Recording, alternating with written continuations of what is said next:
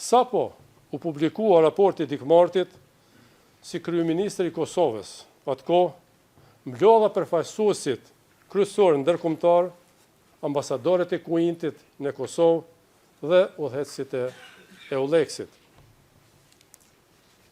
Kërkova dhe një tjetër hetim të pavarur.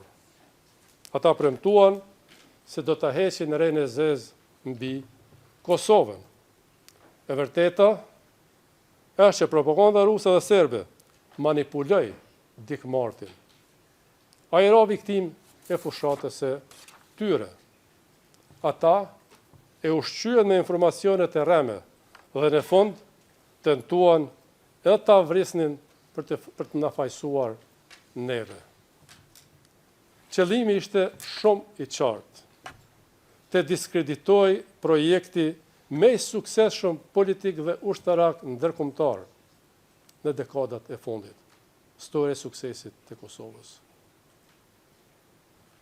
Kur votuam në parlamentin e Kosovës për themelimin e kësaj gjykate, ne besuam se ajo do t'i trajtonte akuzat në raportin e Dikmartit dhe do të vepronte në përputhje me Kushtetutën dhe ligjet e Republikës së Kosovës. Në praktik, asnjëra tjetra nuk ndodhi. Unë jam kritikuar shumë dhe kritikuam ende në Kosovë, pse mbështetëm themelimin e kësaj gjykate. Kritikët thonë se kjo gjykatë synon kriminalizimin e luftës sonë për liri dhe idenë e pavarësisë. Këtë nuk i kam besuar në atë kohë kur e votuam, por uroj sinqerisht që koha të dëshmoj që unë kisha të drejtë e kritikët e kishin gabim. Kjo prokurori në vend që të heqë rrejën e zezë Kosovës kërkon t'ja zgjedhë diellin me një stuhi të zezë, të ashtu quajturën ndërmarrje e përbashkët kriminale. Shumë nga akuzat që kam dëgjuar nga kjo prokurori të nderuar gjyqtar në këtë sallë, i kam dëgjuar edhe gjatë fushatave zgjedhore në Kosovë, ama janë bashkë të njëjta.